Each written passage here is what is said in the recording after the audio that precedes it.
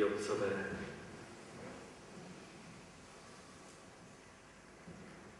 a milí asistenti a ministranti, milí muzikanti, pan starosta, pane starosta, takový mladíček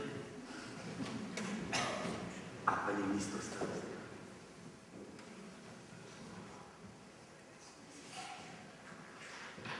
Milí přátelé, bratři a sestry, 100 let kostela. To je skutečně hezká řádka let, ale však víte velmi dobře, že v naší diecézi máme mnoho kostelů.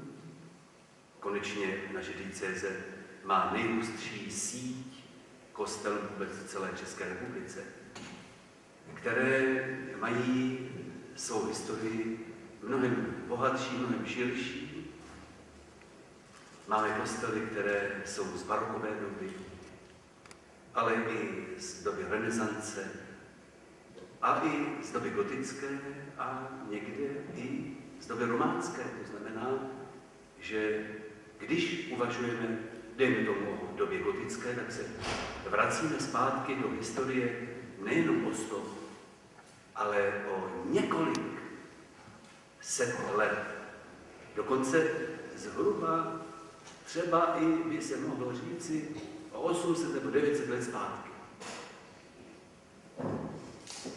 Jen vždycky k tomuto zamýšlení a k tomuto konstatování dodávám, jen aby ty naše kostely, které byly budovány s takovou péčí a s takovou námahou, protože to není jenom tak vystavět chrám, není jenom tak vystavět si domeček, natož pak chrám, který má pojmout nejenom jednu rodinu, ale prostě celé křesťanské shromáždění.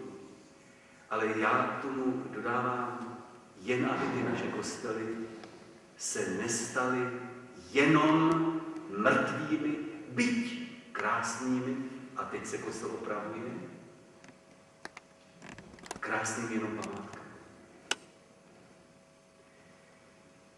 Každý chrám, každý kostel je vystavěn, ano, samozřejmě, k boží oslavě.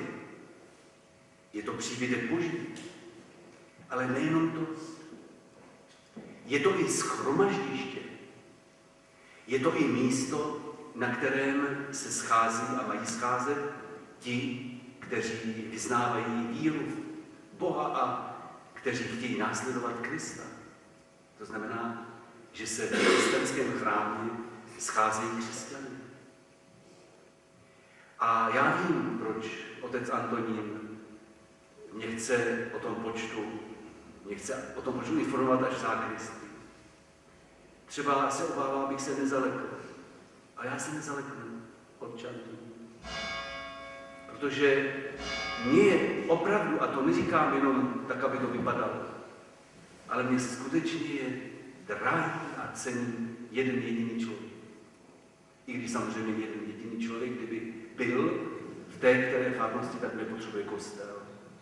Tak to asi kostel má doma. Protože když je jeden sám, nebo 2 nebo 3, tak se sejdou doma a pomodlí se. A když jsou 2 nebo 3 shromáždění v Kristově jménu, tam je Kristus uprostřed nich. Takže a kde je Kristus, tam je chrám, tam je kostel, tam je místo posvátné, tam je místo šťastné.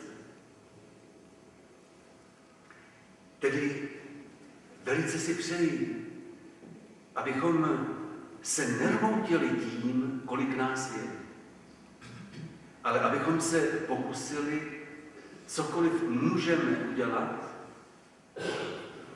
abychom se pokusili o to, aby my, kteří jsme a chceme být opravdovými Kristovými následovníky v tomto světě a v této době, aby bylo na nás spolehnout. A hlavně taky, abychom drželi při sobě. tedy 100 let. Nevím, jak vy, ale když třeba někdo mi řekne, to se stalo, dejme tomu, před 10 lety, tak já vždycky si představím 10letého člověka. Třeba 10letou dívku nebo 10letého chlapce. Nebo to se stalo před 50 lety. Tak si řeknu, to je nějaký člověk, který je mnohem mladší než já. A nebo před 80 lety, tak si vzpomínu na svou maminku, která umřela v 86 letech. Tak si řeknu, tak to asi bylo v té době, kdy se zrovna ta moje maminka narodila. A když řekneme 100, tak já si vzpomínu na svou babičku, protože ona, představte si, se dožila 105 let. Ale promiňte, že vám řeknu takovou okolnost. Možná, že mi to někdo bude vytýkat, že tady vytahuji nějaké soukromé věci, ale pro mě to je na celý život takovým znamením. Když ta naše babička už měla 105 let, tak se jí udělalo poprvé v životě špatně. Ona nikdy nenarodila, protože žila zdravým způsobem života na Českomoravské Vysočině, poblíž Nového Města na Moravě. A udělalo se jí špatně, tak ta naše teta, její snacha, říká, babička umírá. Zavolala pana doktora, pan doktor přišel, podíval se, jak leží nehybně babička na posteli a říká, tak tam už ta nejstarší občanka Československé, to byla ještě Československá socialistická republika, tak nejstarší občanka naší republiky už umřela. Podíval se, sedl ke stolu a psal, vyplňoval ohledací list. To se, vidíte, dělá. Vyplnil ohledací list, odešel do své ordinace a představte si, ta babička ještě 14 dní žila. Tak potom jenom změnil datum. Takže dříve, než tento kostel stál, už se moje babička narodila. Ale představuji si to, že to bylo v těch letech, že to bylo v té době, že to byla jistě doba pohnutá. Když tedy uvážíme, letos je 2011, tak před 100 lety bylo 1911. To znamená, bylo před první světovou válkou. Takže to bylo ještě Rakousko-Uhersko.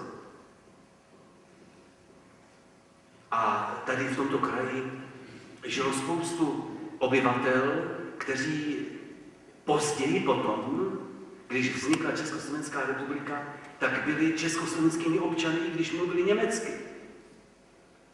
Tak jako naše rodina taky není odtud, nebo z Čech, nebo z Moravy, taky pochází z jiného státu, ale když ty předkové naši připutovali sem, tak začali mluvit česky, když původně taky nemluvili česky, ale francouzsky. Ku příkladu. Ti lidé, kteří tady měli svůj domov, právě před těmi 100 lety, tak chtěli, přáli si to. A něco proto také ale dělali. Aby uprostřed té jejich obce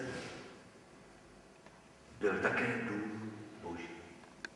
Já vím, že častokrát tomu bylo tak, že místní obyvatelé té které obce či toho kterého města, že to byla jejich taková ambice, že se chtěli třeba vyrovnat i ostatním obcím a že chtěli být pyšní, myslím správně, ne hříšně, ale požehnaně, chtěli být hrdí na to, že i jejich obec má dominantu.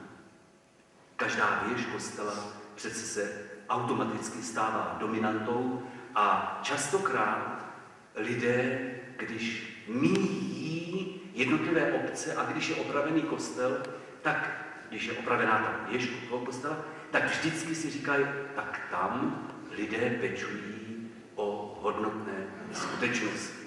A když ten kostelíček není opraven, tak jakože to je v naší republice dost časté, i když vím, že už se to zlepšuje, tak si řeknu, co tam ti lidé dělají.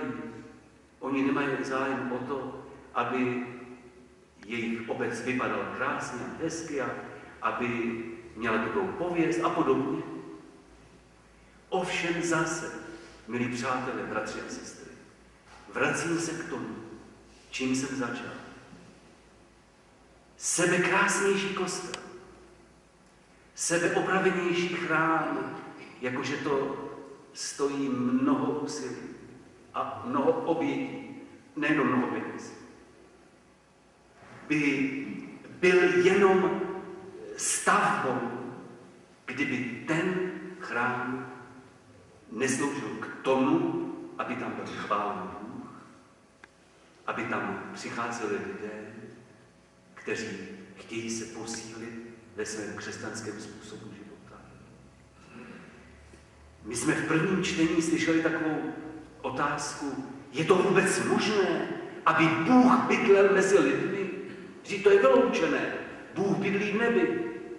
Bůh bydlí někde, jak o tom neznalí lidé říkají, tam ho nikde nevidíme, tak neexistuje.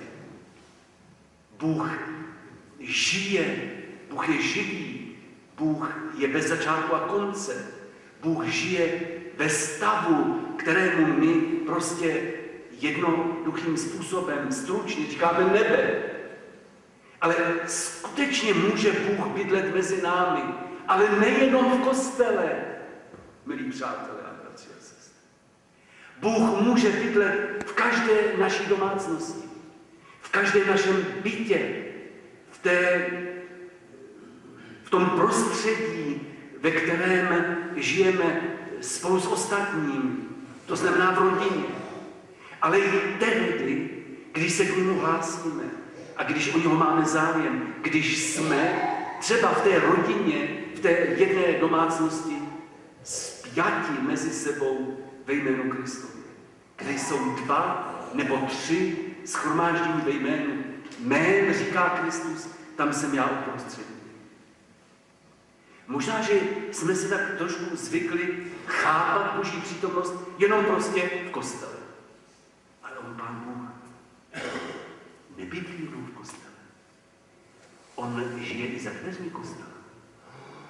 Pán Bůh chce žít i v obcích, ve městech, v těch našich domácnostech, uprostřed naší rodiny. Tam je pro Pána Ježíše místo a tam má být vyhraženo také místo pro něj.